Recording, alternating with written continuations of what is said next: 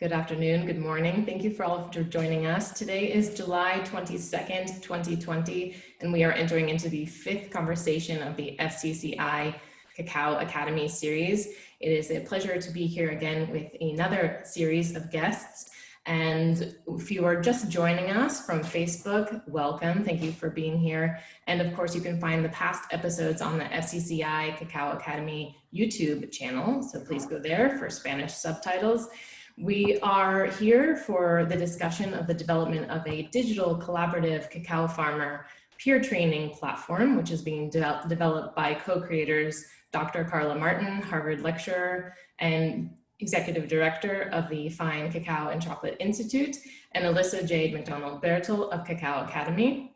And we have with us today two guests, Antonie Fountain and Friedel Huetz-Adams. I'm going to pass it to them so that they can introduce their work and their affiliations.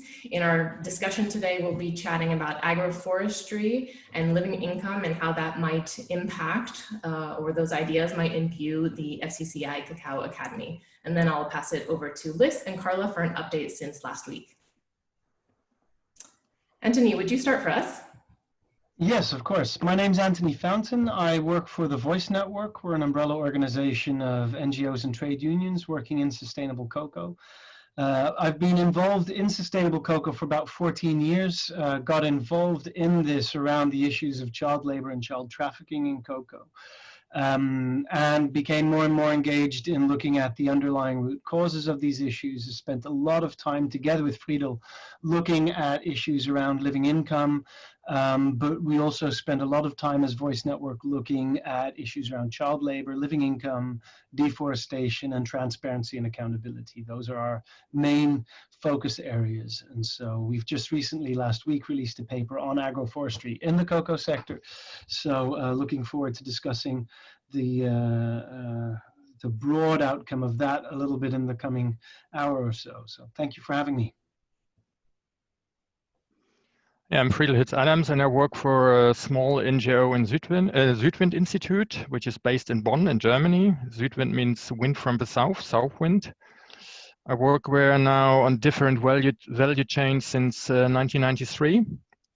And for the last 10 years, I had a focus on cocoa, but cocoa was for us one of the examples of a crop where we need, on the one hand, a living income, a living wage, and on the other, to get this, a legislation on human rights due diligence.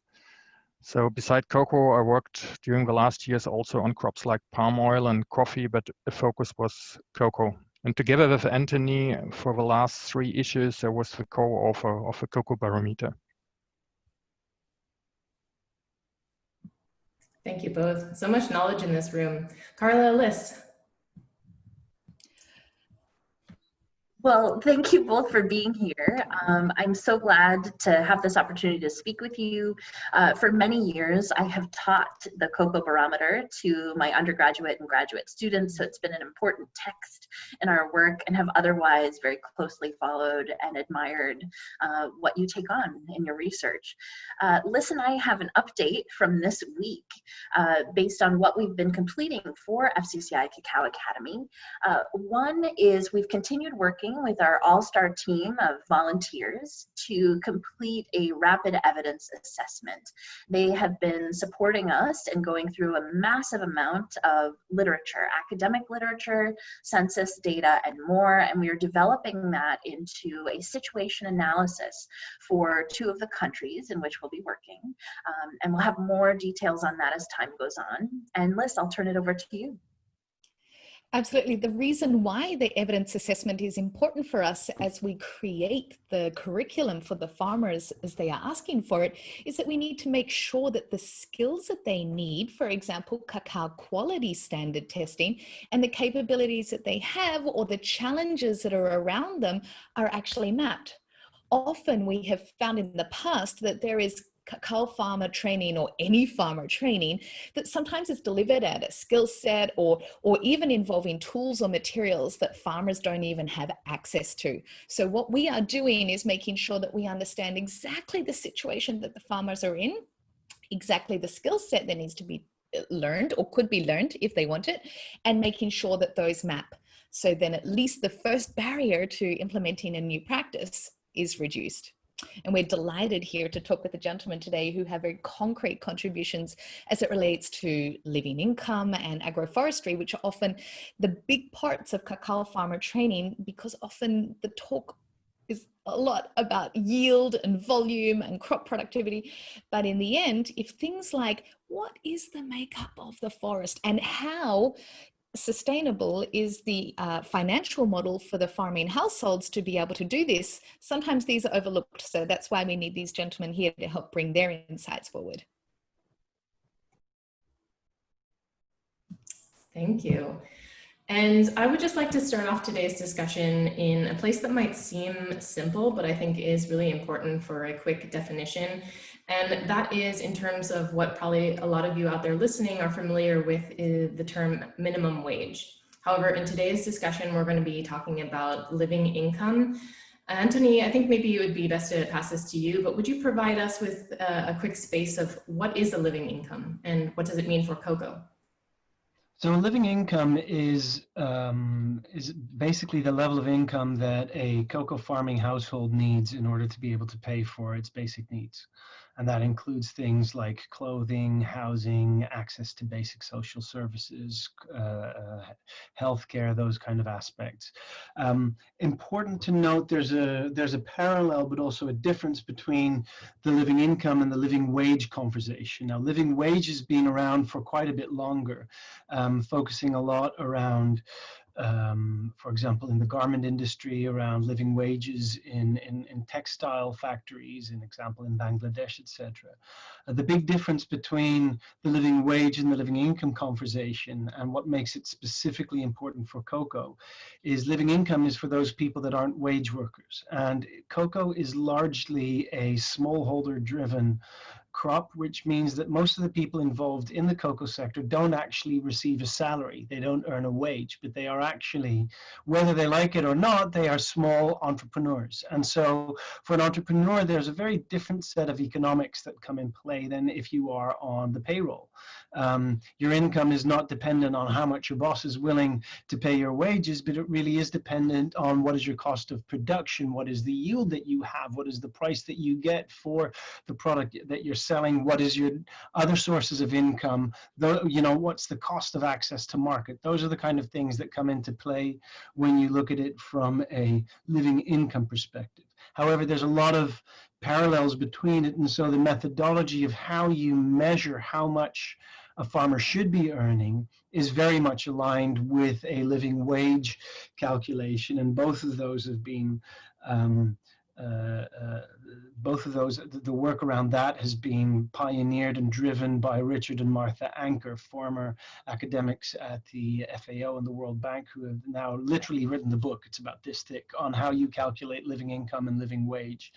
And over the past 4 or 5 years, I'd say that there's really become a very broad consensus around what is a living income, how should you measure it, how do you do the benchmarks. And so it's gone from being a conversation that's very technical and very, let's discuss around the definitions. I think by now we're really at a place where the whole, definitely in cocoa, the whole sector very clearly accepts living income is necessary. This is the definition of living income, and this is how you can actually measure what it should be.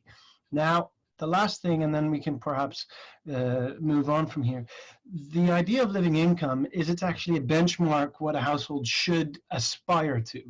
Very often it's being mistaken for being the actual income a family is earning at the moment. That's not true. It's basically a level that a family should aspire to. And so when you don't pay a living income, you pay a price, or you're involved in a process that will lead to a family being able to earn what is supposed to be the living income benchmark. Now, and what we believe important in that, in the cocoa sector, we're having all these conversations, how can we get families to get to this living income? As if it's the finish line of a very complex process. But actually, living income itself is pretty shit. Nobody wants to earn just a living income. Nobody in this call would be feeling very happy if that's all we would earn. It really still is the bare minimum of what we should be doing, even though it's higher than the World Bank poverty line, but there's a lot more and more criticism around how the poverty line is done. The living income really looks at what a family needs.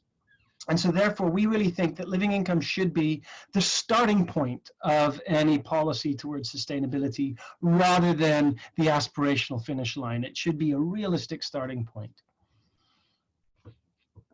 Friedel, do you have anything to add there?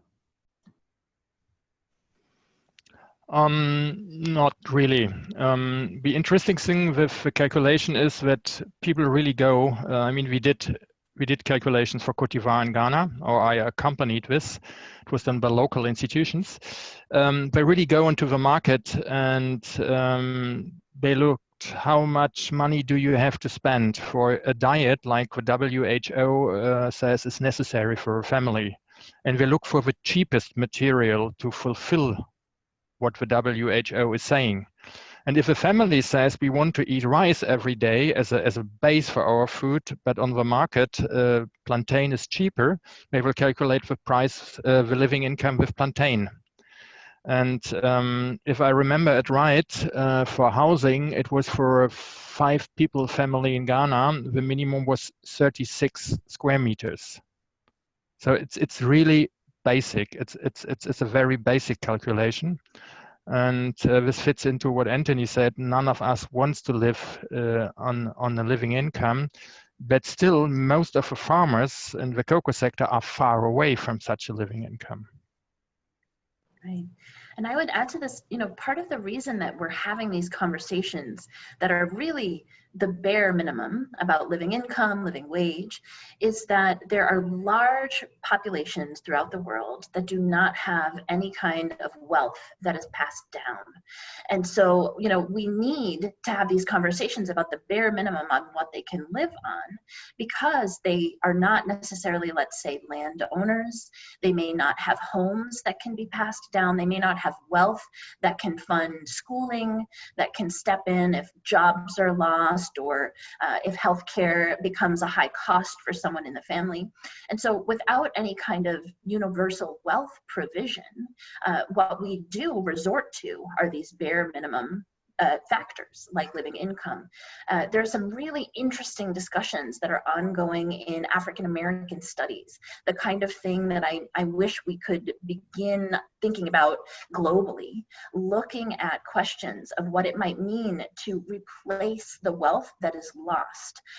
That is because populations historically were of people who were enslaved, of people who were producing crops with unrecognized familial labor, things that look like reparations, that are ways of repairing what was lost when wealth was not able to be generated because of what are now either illegal or significantly scorned forms of labor. And so that's another side of all of this that I hope we'll get to as these conversations advance. Thank you all for those comments. I would like to turn it back to Friedel for a moment and see within where the conversation evolves to what is going on currently with living income differentials or certain premiums, and how that might apply to where we are in this conversation. Well, as described, it is quite easy to calculate what you need for a living income, because you have to go on the market, check your list from this book, which Antonie mentioned, and calculate what it costs. It's very simple, and it was done now, I think, in more than 40 locations globally. Another problem is the question, how much do farmers earn presently, and what are their production costs? Most statistics you have, they go for they look into the income, but they don't deduct the input costs, they don't deduct labor costs.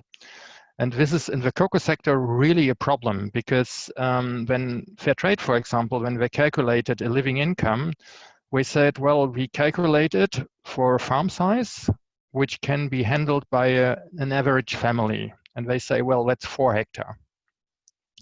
A second thing was that they said, well, they have to apply good agricultural practices so they can make 800 kilos per hectare.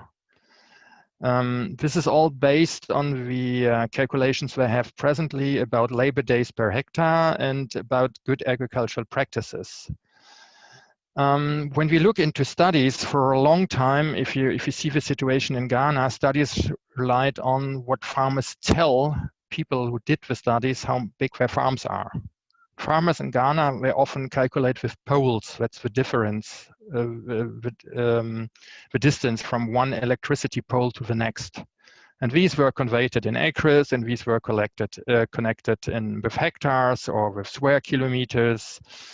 So most older studies for Ghana say that Ghanaian farmers on average have 3.5 hectares. We know more or less how much cocoa they sell because they all have a cocoa book. So the calculation was 3.5 hectares, and they sold something like a little bit more than a ton. So the harvest was less than 400 kilo per hectare. And the next calculation was they asked the farmers, how many days did you spend on your farm? And so you have a huge variety of answers. What happened during the last years is that due to the discussion about deforestation, suddenly many companies started to GPS identify and measure the size of their farms. These data are not publicly available, but we collected them from a lot of companies, and the average in Ghana seems to be less than 2 hectares per farm. As an average, if you look at the median, it's even lower. But that means that perhaps labor days per hectare are much more than expected before, because if a farmer told you, I work 200 days and I have 4 hectares, you would say, oh, it's 50 days per hectare. But if you now find out by measuring it that it's 2 hectares, it's suddenly a much higher amount of labor days per hectare. And it's already a much higher yield than the farmer thought, because his farm size is smaller and what he sold as cocoa stays the same. So suddenly we are not discussing about less than 400 kilo per hectare and farm size an average of 3.5 hectares, but we are discussing about 500, even perhaps 600 kilo as an average in Ghana on much smaller farms. If you now look into the calculation Fairtrade made based on the old figures, the first question is it true that a farmer can handle 4 hectares with his labor days, or was it based on a wrong calculation? The second question is, if a farmer has only 2 hectares and you calculate with 4 hectares, does that mean that he will never reach a living income based on the cocoa price you calculated? Does it mean that you work for years on pilots with 4 hectares and 800 kilos, and after years you find out, oh, he's still only on a half of the level of a living income? There must be a mistake somewhere. And a third question is, the 800 kilos, I have never seen a calculation which says that from a farmer perspective, the net income with 800 kilo is higher than 600 kilo or 400 kilo, because you need much more labor input. If you really want to reach 800 kilo, how much labor do you have to buy in during peak seasons of a harvest? How much money do you have to invest to replace old trees which do not have many fruits with young trees? I just don't know if 800 kilo is a good solution for a farmer. Or is 600 kilo a better solution? We just don't know. And this is why we criticize the calculations we have presently. See, and where we don't know whether this 800 kilos is good for the farmer, we do know 800 kilos is really great for the buying company, because higher productivity is kind of lower costs per ton, you know, a more stable supply for the future. So it's not strange that the companies have been spending the last 2 decades investing in higher productivity, because we know that that's good for the companies. The question that we haven't asked is this also good for the farmers? And the bizarre thing is that 2 decades in, Friedel and I still need to be asking these questions. And to be, you know, slightly not modest here, Friedel and I are the people that should know the answers to these questions if they're available. And if Friedel and I don't know this, then there are some real questions around whether or not anybody properly can give an answer. Now, the question, actually, what Friedel and I also assume is that a lot of the companies do know the answers to these questions, but don't make them publicly available for a variety of reasons, one of them being that the answers might not be per se very much in their interest to make publicly available. I would suggest that in the last years, the rise in research being done exactly about productivity in this sense is bringing the answers forward. I know University of Sydney, David Guest has already been identifying, for example, the ineffectiveness of larger farm plots as such, if the assumptions of 2 hours per day per hectare for weeding and pruning is to be taken, and these sorts of things. And as you mentioned, the scaling costs of people and inputs, let alone the availability of them. My understanding from FCCI and the flash poll that Carla did earlier this year regarding 159 producer organizations around the world identified, even in the corona times right now, the cost of inputs and access to materials is skyrocketing faster as we see the price of cacao going down. So what we've been discussing also here now is some sort of a snafu situation normal, let alone when we have corona or a tsunami or a civil unrest or a personal challenge in a household. Friedel? You're on mute, love. Yeah. A couple of years ago, the WCF they made based on Excel. They made a huge calculation where you could fit in. I have sown so many hectares, and I have sown so many trees per hectare, and I want to replant. For example, you have 2 hectares with 3,000 trees, and all of them are older than 20 years. So you should replace them step by step. 10%. You could calculate everything. With every calculation we saw, which led to a higher productivity, at the beginning from the farmers, the income decreased, which is natural. If you have older trees, most of them, and you cut down 10% of the trees per year, after 3 years, you have cut down 30%. They are not productive at all anymore, and before you had a low productivity. It also means 3,000 trees, 10%, you have to cut down 300 trees per year. You have to dig holes to plant new. You have to buy the plants.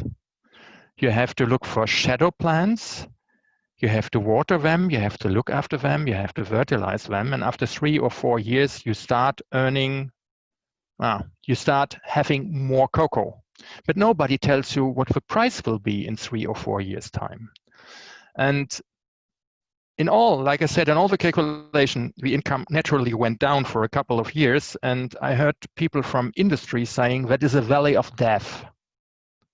They live at a bare existence minimum, and we expect from them to give away part of this money, plus to invest labor, plus perhaps to hire people to really cut down 300 trees and plant every year. And we don't promise them what's going to happen with the cocoa they produce. Already at, I think, the first cocoa conference we organized here in Germany in 2012, people from the industry, we had a panel at the end with people from different factories and retailers. They told us they should invest. Farmers should invest into better productivity, into healthier farms.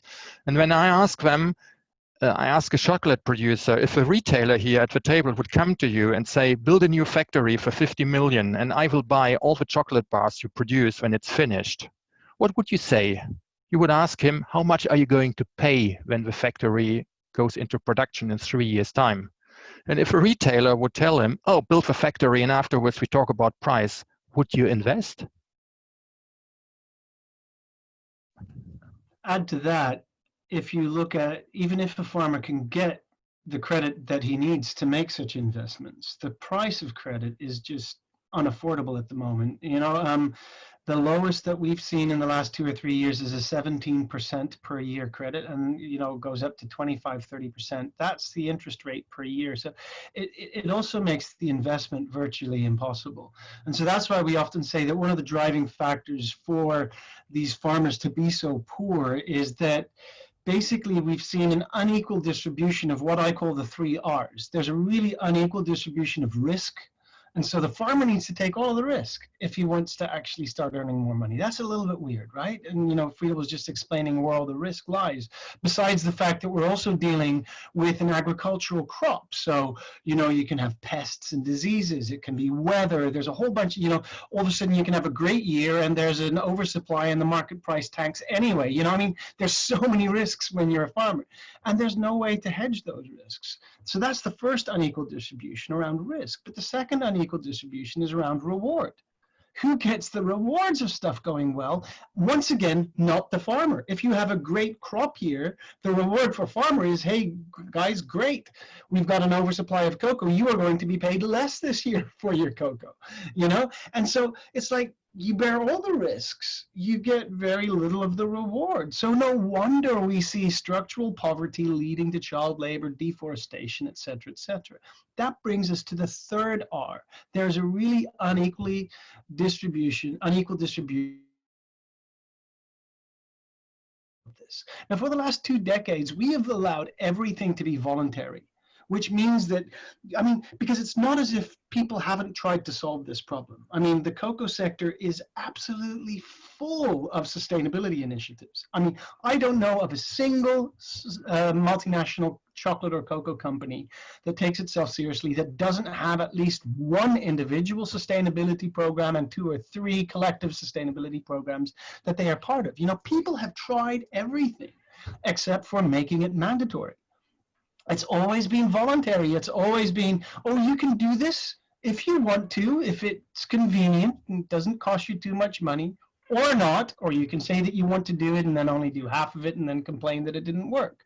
You know, there's no consequence for doing it, for not doing this. And so we see an unequal distribution of risk. We see an unequal distribution of reward. And then we see an unequal distribution of responsibility, because nobody is responsible. And so, you know, we haven't solved the problem because we didn't have to. And I think that's one of the big changes that we're seeing at the moment, is a very strong drive towards regulatory options as well that will require companies to really take their responsibility. We're seeing it in the EU. We're seeing it in individual countries, like in Germany. Friedel's been very involved with this Lieferkettengesetz, which is a drive. I hope I didn't murder your language there, Friedel. But where they're looking at putting in place a mandatory due diligence law. In the Netherlands, a new mandatory due diligence law just got introduced to Parliament last month. The French already have one. And interestingly enough, there's a Republican senator in the US that has just introduced one last week as part of the new Cold War against China, using human rights abuses in Chinese supply chains to put in place an American, and I'd be very interested to see how that goes. I mean, we've been trying to get regulation in the States for 2 decades, and it would be interesting and cynical if this new Cold War against China all of a sudden gives us this supply chain regulation. But I do think that that is also part of the way forward. Now, Lauren, forgive me if we're going on a way sidetrack here, but it does kind of create a broader context of where is the risk and where is the responsibility? How does that come down to living income? Well, farmers bear the risk. They don't get any of the reward. And that's really what's driving a lot of the other problems that we're seeing as well. Any other comments in that space before we move on? Okay, so you've both just touched on some incredible pieces of research that have gone into this most recent paper that has come out of the Cocoa Barometer Consortium, and that is on agroforestry. So I'd like to enter that space for a moment to discuss a little bit about how that was developed, who was a part of it, and what ultimately some of the messages were. Yeah, so for a long time now, people have been using the term agroforestry as part of their approach to the deforestation issue. I think, to be very honest, the whole cocoa sector was surprised by the issue of forest protection about 4 or 5 years ago. Until then, you know, cocoa was child labor, a little bit of poverty, but, you know, the environmental aspect was to a large extent absent from the cocoa conversation. I think with the advent of the Cocoa and Forests Initiative, with campaigning organizations like Mighty Earth getting involved in the debate as well, deforestation very quickly became one of the key issues in the cocoa supply chain. Now, the fact of the matter is that a lot of companies started using the term agroforestry as part of their approach to solve the deforestation program. The problem is that everyone was talking about different things when they were talking about agroforestry. Friedel and I are currently in the process of drafting the new Cocoa Barometer, and one of the things we do in that is we send a questionnaire to all the companies around a whole variety of topics. And one of the questions we put in this time was, please give us your definition of agroforestry. And literally not a single company came back with the same answer. not a single company came back with the same answer. And so, you know, what do we talk about when we talk about agroforestry? Everyone had a different perspective. And we decided, so it's time to really start, can we find some consensus somewhere? And so we reached out to a variety of experts in this field, because I'm going to be very honest, I am not an expert in agroforestry yet. I'll probably become one somewhere in the next couple of years, but I am not yet. This is for me also a new topic, and has been just for the last 6 or 8 months or so.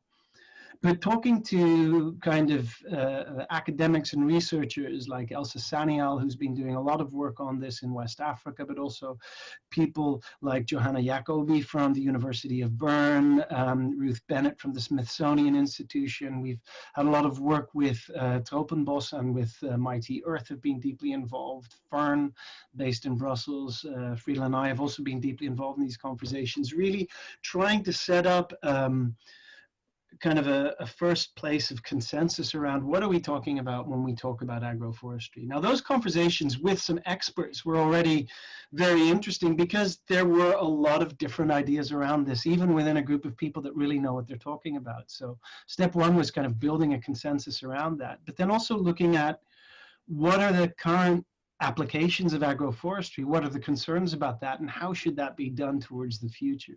And I think some of the main outcomes of that is that agroforestry as an anti-deforestation approach is probably a very dangerous solution, because what we don't want is for old growth forests to be cut down and to be turned into an agroforestry solution. So that should never happen. And sometimes if you conflate agroforestry with anti-deforestation, then you're like, ooh, we're actually going to put some cocoa trees in the middle of an old growth forest, call it agroforestry, and we're fine. Well, that really never should happen. And so one of the key things that we did find consensus on is that agroforestry can never replace existing old growth forests. But a second aspect of that was as well that there's various gradations of what is called agroforestry. I mean, you could literally put in place cocoa trees and just banana trees and call it an agroforestry system, because you've kind of got a banana tree forest that you put some cocoa trees under.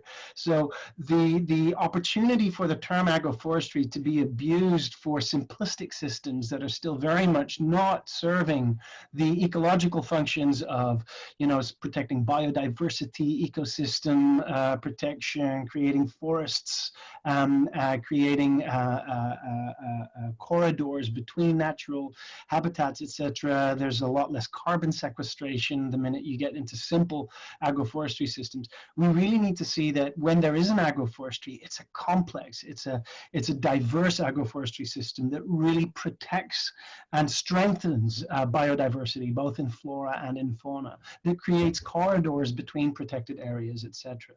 And so also because cocoa has been a crop that's been grown for a long time, there's a lot of kind of older cocoa plantations and farms that could very well be used to turn into diverse agroforestry systems, rather than taking systems that are already diverse and complex and simplifying them. So that's the second thing there. First of all, you know, it should never replace old growth forests, but second of all, it should never be a simplification of the system and still calling it agroforestry. So we really should see it as it needs to be a continuous process from no biodiversity to more biodiversity in any system that you take this. And we do believe that I think that all cocoa systems should turn into complex agroforestry systems over time, or diverse agroforestry systems. So full sun monoculture really is not the way forward for cocoa in any way, because of a whole variety of reasons, like carbon sequestration, ecosystem protection, et cetera, et cetera. I mean, there's a whole variety of reasons why we would want to do that. But then, so that's the purely kind of the ecological aspect to it. But the second aspect to this as well is you can never solve this from a purely farm-based perspective, because farms are based in a landscape. And so therefore, if we want to see true agroforestry systems, they need to be designed and constructed at a landscape level, not just at a farm level. Because, you know, Friedel was mentioning these farms are like 2-3 hectares. That's it. You're not going to set up a successful agroforestry system on 2 to 3 hectares. You want very big areas that are doing that together.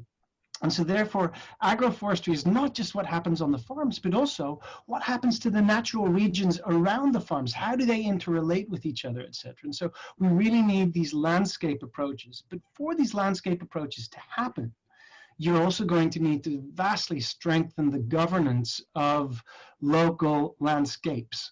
And that requires both the companies, the national and regional governments, as well as a strongly empowered voice of civilians, of citizens, of people living in those areas, of civil society and farmer organizations living there. And so what we also try to set out in our paper is principles around how to engage the local communities and the farmers in those conversations, etc.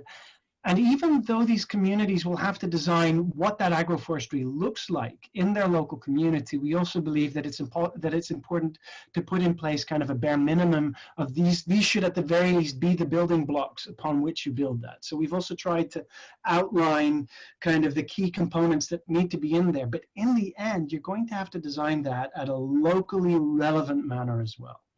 So that's not just how we got there, but also the outcome and a very short summary of the paper, Lauren, if I might have overstepped the boundaries of that question, but. I can add a little bit again on the money. Well, we organized a conference last year on agroforestry. There are not many data available. We had people there from West Africa, Serie, and other institutions. But there was one very interesting calculation from trials. They looked into old rundown cocoa plantations where you had to replant more or less all the cocoa trees, and you converted this then to an agroforestry system.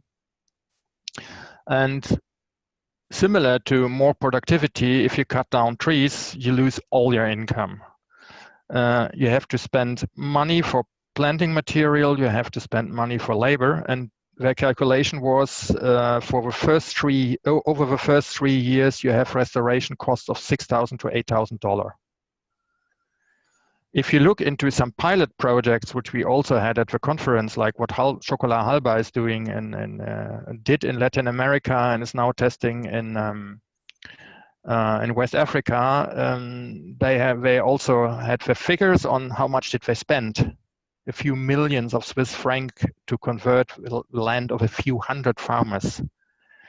So you need to reward farmers. If you plan this, you need markets for the diversified products. If you say you produce perhaps a little bit less cocoa per hectare than before, or even the same amount, but you want to come out of poverty, you have other products, where is the market? Do you have access to roads? Do you, for bananas, vegetables, papaya, whatever? This is a very difficult question, but one more thing might be the difficulty to convince farmers. I remember as a child in the 70s, my father, he had cut down the hedges between his fields here in Germany. The idea was to enlarge fields and to make it more productive, and to cut down hedges at that time was rewarded by money from the EU. Nowadays, the EU is paying farmers money to replant hedges for biodiversity, animals, and so on. Now, if you are a farmer in Côte d'Ivoire and you are an older farmer, some 20 years ago, they told you go to full sun systems, cut down all these stupid trees, would deplete your soils. And now you come, oh, to replete your soils, please plant trees. Another problem is the ownership. Until a few years ago, farmers in Ghana, for example, they didn't own trees different from cocoa on their cocoa plantations. So what was happening there, they have cut down nearly all the natural forests, and you had the logging companies, and they went to chiefs or to local institutions, paid money. And if you had a big tree on your cocoa plantations, they come, cut it down, come with a bulldozer and drag it out. The first cocoa farm I have seen in 2016, I was walking around and I saw a huge tree in the middle of it, and I looked up and it looked sick. And I went to find out what happened to it, and they had made a ring of fire around the root to kill it. And at the same time, we come and say, oh, well, replant as an agroforestry system, and try to protect the ownership of the trees, because in 10 years' time you can also start to sell wood.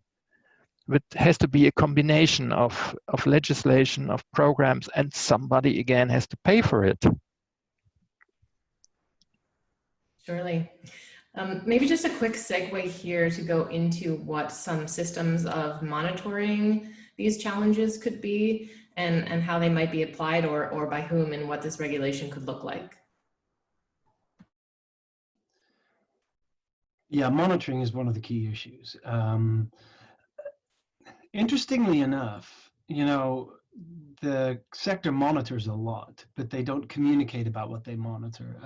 You know, they know exactly how many, you know, what the pod count on the trees for next harvest will be, etc. I mean, they've got really clear ideas of what's going on. And earlier, when Alyssa was mentioning the fact that there's more and more data and research becoming being done in cocoa around a variety of issues. Actually, a lot of that data and research has been there for decades, but it's proprietary. Companies have the data in-house, but will never publish and share. So a lot of the information that we are starting to see in the cocoa sector is there because academia and NGOs are starting to do the research and starting to publish it publicly.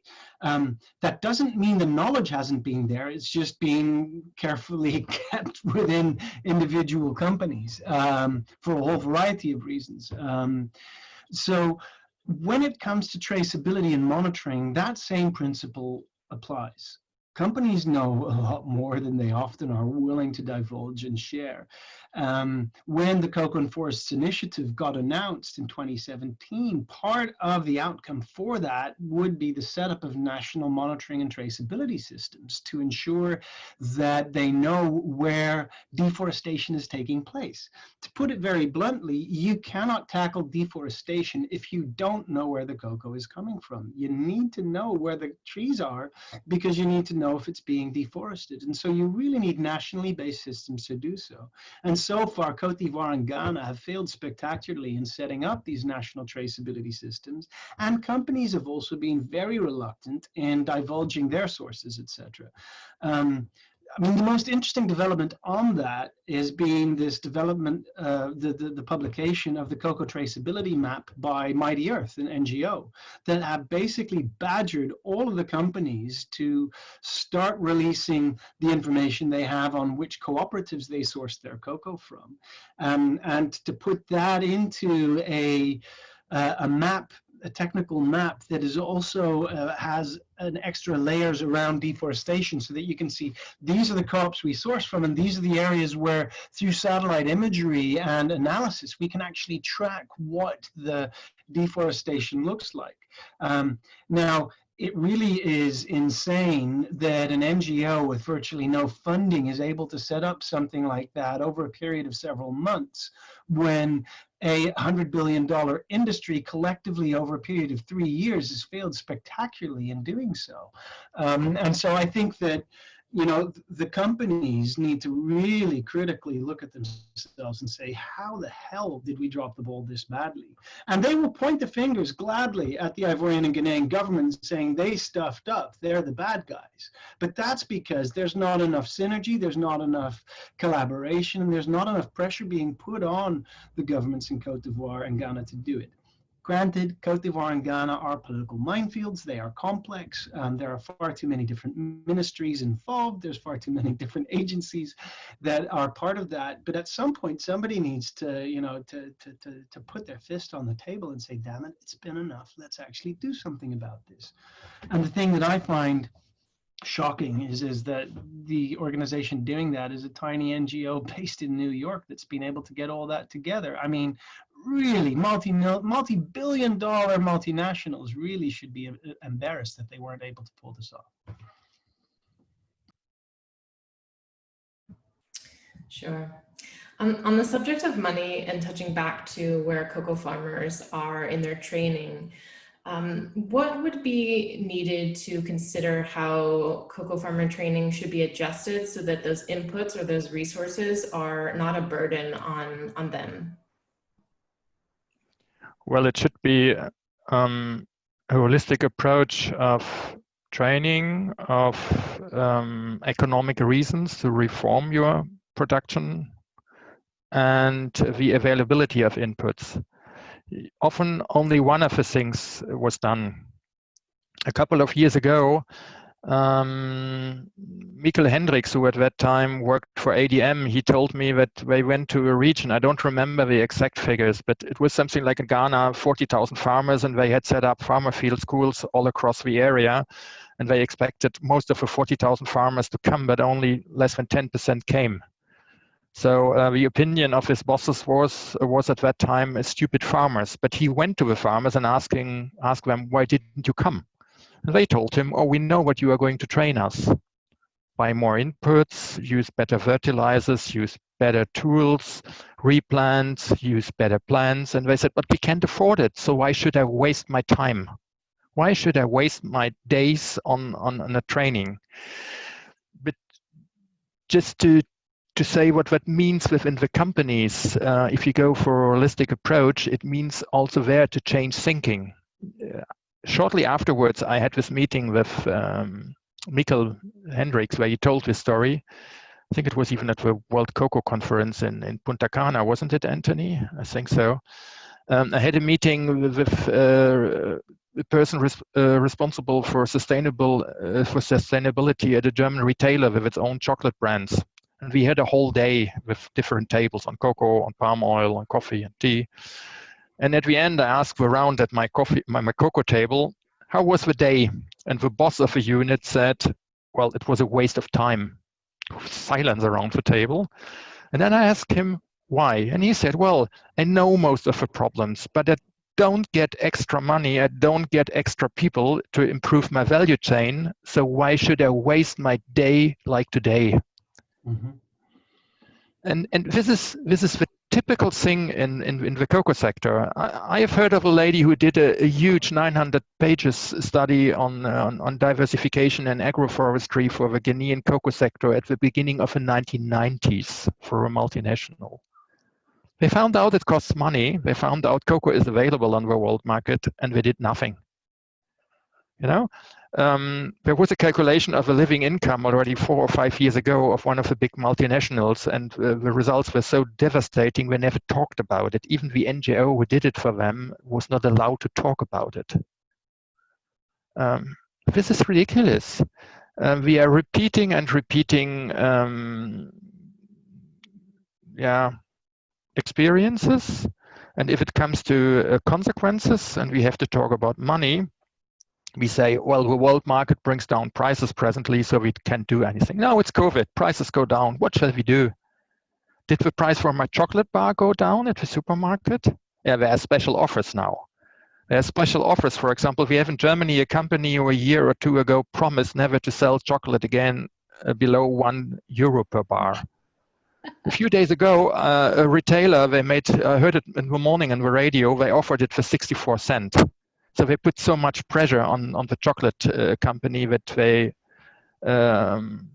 agreed on selling at a lower price. Everybody there knows at the retailer and at the chocolate company that at such a low price, you can't afford to invest into agroforestry and in living income. You need some 5 or 10 cents per bar. It's not more, but you need them. And if you are pressurized on price, you won't get it. And people get frustrated. Having said that, the higher price that we need to see is not a higher price that we need to see initially at the consumer level. So the solution to this problem is not that we as consumers pay more for our chocolate per se. The solution to this is that the system finds a way to pay the farmers more. Now, we need to solve it at the farm gate level. The farm gate price needs to be at the right level. And then I actually think that a lot of the data that's out there says that there's sufficient market power further downstream. So from the traders and the processors and the brand manufacturers and the retailers onward, they all have a lot of market power. And so if you get the price right for the farmer, then let the rest of the supply chain free market whatever they want to do. You know, let them do competition, let them do pressure on the previous people in the supply chain, etc. As long as we make sure that the farmer gets the right price. Now, the problem is the farmer cannot do that for himself because, to be very blunt. You know, there's 6 large chocolate manufacturers in the world. Every country has 2 to 3, maybe 4 large retailers that sell the product. There's 3 large processors. There's 5 or 6 large traders, and there are millions of farmers. They don't have the market power to do this. And so therefore, you need to make sure that you get the economic theory right of ensuring that the farmers are not just a price taker. But if you can get the price right there, I believe the rest of the supply chain is probably very capable of distributing the rest of the value equally for them in order to be able to have decent enough profits and to be able to pay their families that own them a sufficient enough dividend and to send their senior executives in first-class luxury flights across the planet, you know, which are all things they're doing. But we need to make sure that the price of the farmer is right. And if you get the price for the farmer right, what you will also see, I think, is a lot more farmers willing to invest in the diversification of their incomes, in the productivity that they have. There's a Yao Osei, a Ghanaian organic cocoa farmer, spoke years ago at an event we organized where he said, so many companies are trying to get us to raise our productivity and it's not working. And do you know the reason why, he said? Because price is the best fertilizer. And that really has stuck with me, and I keep using it, and usually after I've borrowed a quote from somebody about 10 times, I can say, as I usually say, but I really want to credit Yao on this. Price is the best fertilizer. The thing is, if we make it worth their effort, the farmers will put the effort in. If we don't make it worth the effort, they won't. And I think that's where a lot of the theory that these companies are basing their sustainability programs on goes wrong, is they think they can use this productivity drive and the good agricultural practices as a substitute for paying a fair price. But it is actually the driver for the farmers to adopt good agricultural practices. It's not a substitute, it's a conditio sine qua non. Antonie, in context of this, Antonie, what role do you see farmer household health to be, for example? So I hear from you how important price is, yet we are all living humans and understand if you wake up one day or you've been systemically oppressed for 2 generations, you're not even starting your day with the chance to negotiate that price or do that work with the same strength as the person who you're negotiating against. Yep.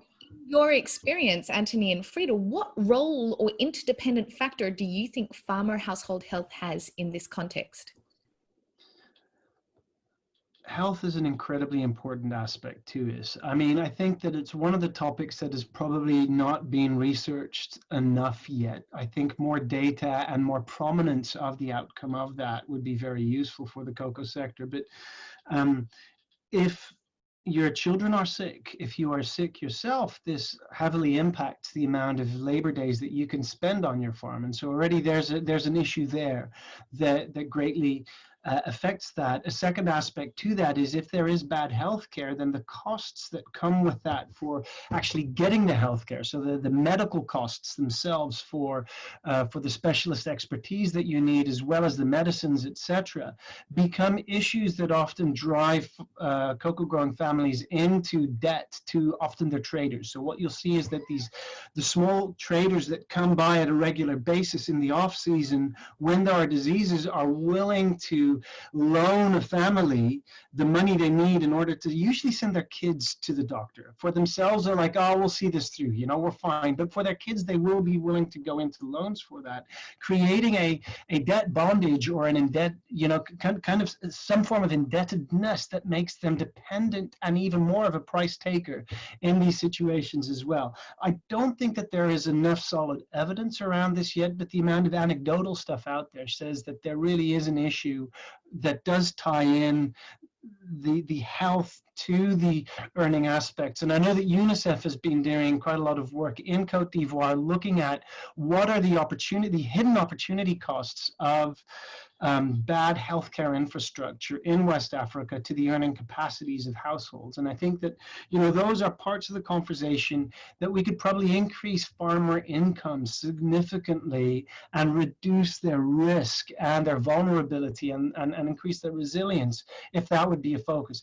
But that also ties into what Friedel was saying earlier, that we really need to have holistic approaches that look at these things from a rural development aspect, because it's not just about health, it's kind of developing a strong infrastructure at local level, because the same thing from health also goes for education. If there's no decent schools, it also takes away from these things. If there's no access to market, if there's no good roads, if you can't actually access the buying stations properly, you've got the same issues. And so that really requires the governments to invest in the local infrastructures and in the local services systems.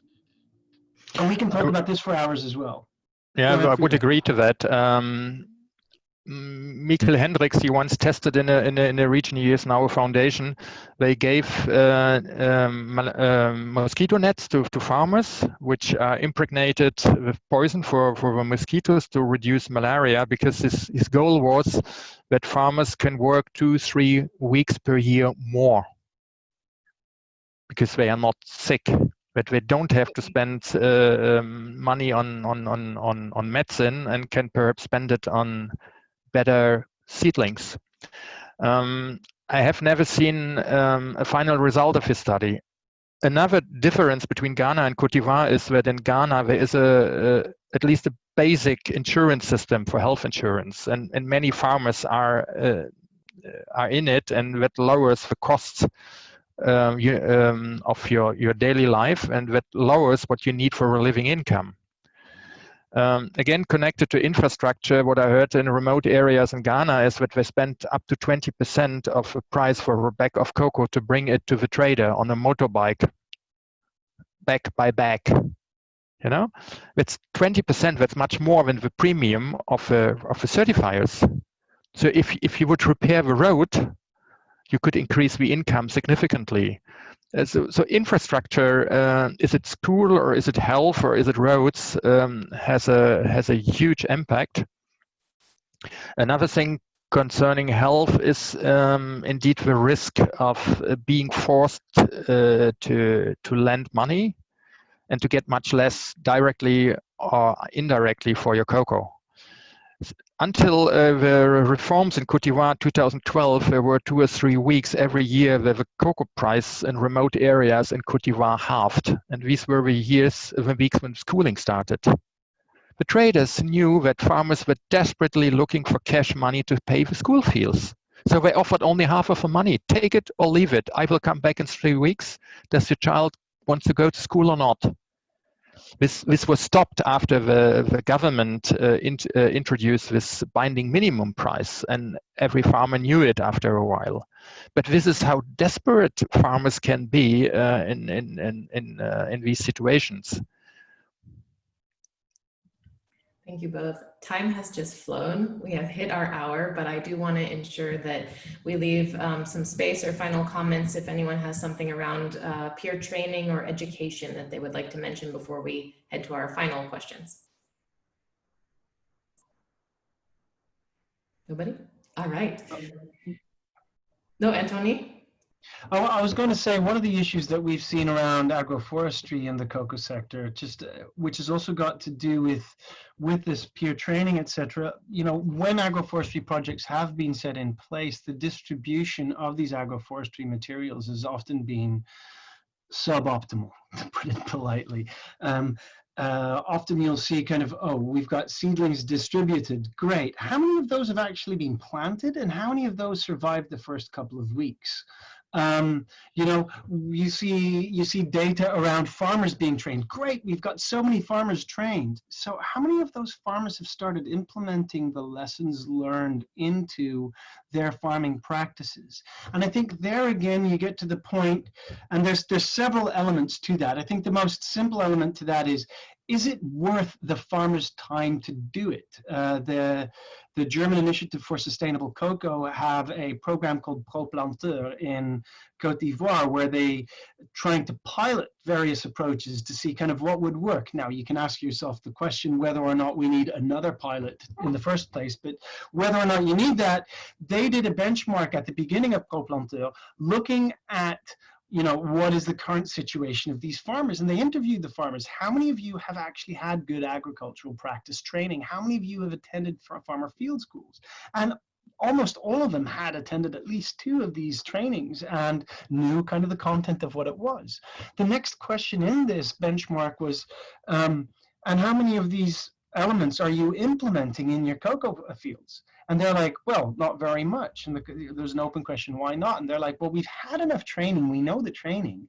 It's just, it's not worth our labor. It's not worth the costs of investing all this time and effort and in doing that. So part of it is you need to make it work. There needs to be a return on investment for farmers in action in order to be able to put in place these improvement systems. But even if there's a return on investment, there's a lot of mistakes that happen in the distribution of inputs and in seedlings. So for example, you know, so when the government distributes seedlings, they might put all the seedlings on the truck on Friday afternoon and the driver has a weekend, and then, you know, on Monday morning starts driving to the field and the seedlings have been on the truck bed for a whole weekend without being watered. The rate of survival is going to be rather minimal. Or, for example, the training goes to the farmer who is the landowner, but he's actually not the sharecropper that works on the land. And so you've got this great agroforestry training that the landowner has had, and then the guy that needs to actually do this work, the next time he does, you know, he clears all the weeds out, whoop, off go the seedlings because they look like the other, you know, underbrush that's there. And so there's a whole bunch of much smarter interventions and much more, I would say that's where you want to have a lot more ownership at farmer level. And with farmers, I mean, actually the people that do the work to understand what's happening and to know what they need to be doing as well. So there's a whole bunch of stuff as far as implementation in the field where you can have great things on paper, but what actually happens when it happens, you know, when it comes to the people that wield the machete. I think that's where also myself, probably I've got huge blind spots because, you know, I'm sitting here in a desk job in Western Europe. What do I know? I think we really need, that's another reason why we need so many more people that are actually getting their hands and feet dirty, involved in these conversations, sharing their experience, telling us what needs to change rather than just us telling them.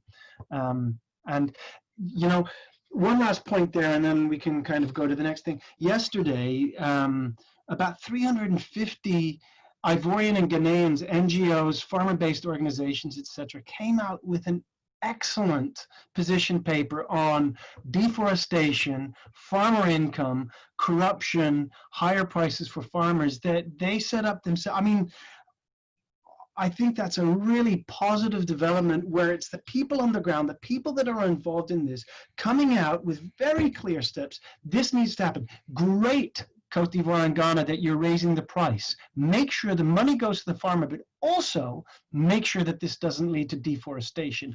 Also, make sure that your anti-deforestation measures don't lead to human rights violations. Oh yeah, and also make sure that the investments that you put into the local community is transparent and stop being so corrupt. I mean, them coming out and saying that without steering from the rest, but really, this was a grassroots, from the bottom up approach. I think that really should be some of the way forward as well. I've said a lot, Anna. Do you have anything else to add? A few things, sorry. All are welcome, thank you. And actually some of those comments echo the conversation we had last week with UNICEF and the ILO, so appreciated to hear that again and confirm some of those thoughts. This has been a real treat to have your expertise and your decades of knowledge, and I'm so grateful for the transparency that we all have in sharing this with the audience that's there on the other end. Maybe, Antonie, you'll have your fertilizer comment again, but this last set of questions is just to add a little bit of comedic relief of sorts to a very heavy academic and research-based discussion, and that would be, how would you summarize some of your thoughts, or what would be the line that you would like to add to a billboard if you had the opportunity? Well, first of all, we need to share what we know. But we as NGOs are sitting here and talking about cocoa, while people in the industry know so much more, which shows a big part of the problem. You know, I remember once at a conference I was introduced, oh, here comes our cocoa expert, and there were a lot of people of the cocoa industry in the room, and I said, well, there are sitting people here in the room who know so much more than me, why don't they talk? People with 20, 30 years in the sector, having seen all these studies and all these figures hidden from us, they just don't talk. So we need much more transparency on data. We need much more background when we talk about productivity, about labor days per hectare, about agroforestry. I know that the industry tried a couple of times, like the Cocoa Map initiative around 2010, to put up a website with all the information on it, and it always failed because at a certain point it becomes competitive for companies. They say, I invested a few million, yeah, but at the same time there are a few million farmers who are still poor. And that brings us back to the human rights due diligence. If they come under pressure, they perhaps must cooperate. And if they cooperate, we will have access to much more, hopefully to much more data. As Antonie said, we have to talk a lot more with the people who live in the cocoa areas.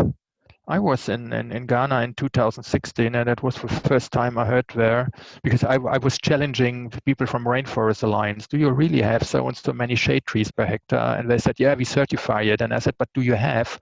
No, of course not, because farmers don't own the trees. And I said, what, they don't own them? I was already doing 6 years of research in the cocoa sector. Nobody had talked about it. Nobody. I just didn't know. And the people who work in the area and who work with the people there, from companies, from standard organizations, from NGO, of course, we all knew, but nobody talked about it, because you certify your agroforestry, you certified your shadow. So we need a lot more exchange and less exclusive rounds of white faces like now talking about cocoa. Also on the big conferences. Conference I organized last year on agroforestry. I think we had 3 or 4 people from West Africa there, and all the others were from Europe. But people from West Africa had a quite different perspective on what is possible on the ground and what it costs, and how to convince farmers when we hear. So yeah, more transparency, more exchange, and a more open discussion.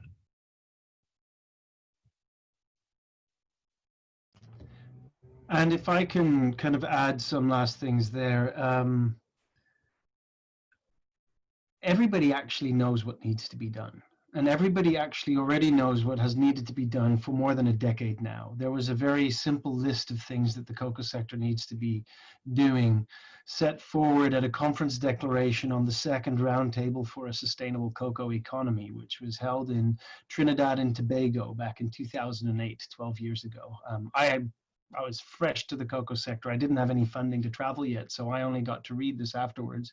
But it was a very simple set of things that need to be happening around transparency, infrastructure, pricing, product. I mean, we have known for more than a decade, and we've put it in a sector-wide document that everybody agreed on. We know what needs to be done. We've already known what needs to be done for a decade. And for the last 12 years, we've been all stuck in a very, very big game of chicken. Who goes first? You know, and that's, everybody is waiting for other people to do stuff. And it really is time that we start moving. It's not rocket science.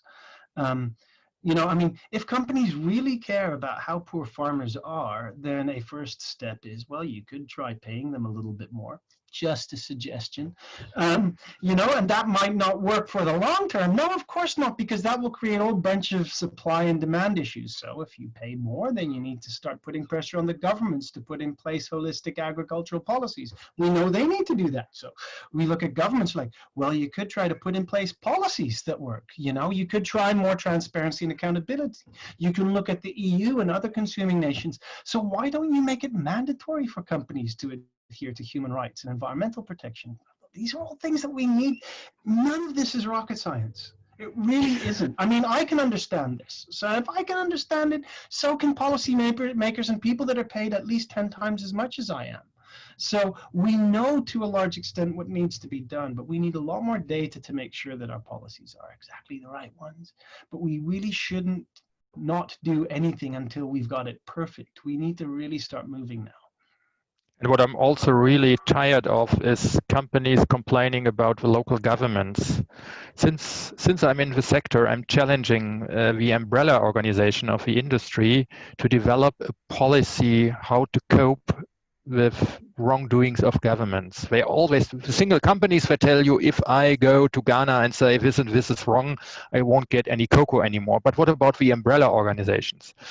And I'm challenging them on international level, but also here the BDSI, the umbrella organization in Germany, and CAO BISCO and ECA, and call them WCF. What's your policy? Why do you not go on conferences and ask for infrastructure, for healthcare, for health insurance? Why are you not doing it? Yeah, we have to talk about it. When we are discussing now about a German due diligence system for companies, you know, the umbrella organization is publishing one paper after the other, that they don't need it, that they don't want it, that it is too expensive. Now we have COVID, we can't afford it. You know, we can't afford it in Germany. We have a COVID crisis in the cocoa producing areas, but we can't afford it to pay more. And the cocoa price is going down. So the same umbrella organizations who often tell you, it's so difficult to develop a policy towards the local governments, producing governments, they have their policies. We have a Nutri-Score discussion in Germany about sugar content. You should see the papers of the umbrella organizations and their lobby work with the German parties to avoid it. And the same umbrella organization, if I ask them, when did you go to the ministry in Ghana? No, not possible. We need industry to engage and to tackle also these questions.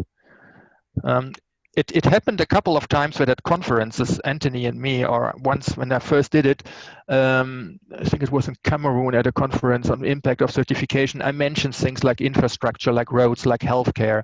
I mentioned that perhaps government should become more responsible for their own people, also for the price that people get. The evening in the hotel, some of the people from the industry, they paid my beer. Oh, great that somebody mentioned it. And I said, what about you? What about, we can't do it because we depend on these governments. What about your umbrella organization? That was 8 years ago. The time is now. And if you had a short and sweet, because we don't want to keep everyone over with their next appointments, these calls to actions to the companies are incredible. If you had the opportunity to speak with consumers or with industry professionals, what would you ask them to do to help you do your research and work best? What can they provide to you? Industry professionals, they should make the data and the data sources available, not only to me, but even more important to the local farmers. You have a farmer in Ghana who thinks he has 4 hectares and he buys fertilizers and pesticides for 4 hectares. And when the company comes, measure it and finds out, oh, it's only 2, and they don't tell him, you know? And then they wonder about the use of too many pesticides and high production costs. So companies have to look for more data, for reliable data, and they have to make them a public good because it's the data of 5.5 million cocoa farmers. For consumers, that's a difficult question because I don't think they are responsible. If I go into the supermarket now, should I buy fair trade? Should I buy high quality, not certified chocolate? Should I buy Utz? Should I buy Rainforest? If I know, for example, that a certain company has very good projects in West Africa, but no label, which one should I buy? Always when I talk to journalists and make interviews, they ask me, what do you tell the consumers? And since 2 years, I'm telling them they should sign the German petition to get a value chain due diligence law. Mm-hmm. Full stop. I mean, the thing that consumers should do is stop voting for parties that let multinationals off the hook time and again. That really is the main thing that we as consumers need to do, because it should not be a choice when you walk into a supermarket whether or not you pay for exploitation of people and planet. That should not be an option at the bloody table.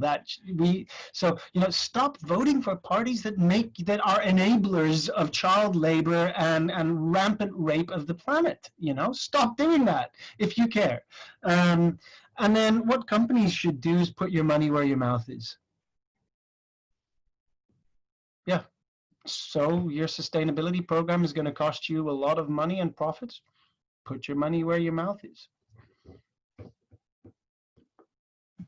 Thank you so much. There's a whole book behind that, but we can leave it at that, I think. Excellent. Well, a real pleasure to spend the afternoon with you and to offer this 5th episode of the FCCI Cacao Academy series. We'll be back next Wednesday for the 6th. And I'll just leave it open for final comments from the co-creators, Carla or Liz. Thank you everyone for your time, and we will be in touch soon. And the discussion today, as much as Antonie and Friedel asked for transparency and collaboration, they are two that walk the talk themselves. So in my own experience of my own research or our own political lobby, I come to these gentlemen regularly to understand, share and exchange and receive concrete feedback, helpful inputs. And the funny thing is, I actually only met Antonie recently, a couple of years ago, and it was walking into one of those classic big conferences in a big hall, and everybody was talking blah, blah. And somebody said, I need more information, I have something to share, and I need more data. Who's going to collaborate with me? And it was Antonie. And exactly the sort of work that SUEDWIND and Voice, Mighty Earth, Oxfam, all of the organizations that are related with you do, you literally walk that talk. So I think also, as much as you ask from the market, like, thank you for being the change we wish to see. Thanks for inviting us. It's been a pleasure. Thank you. Bye. Bye, everyone. Good Take care.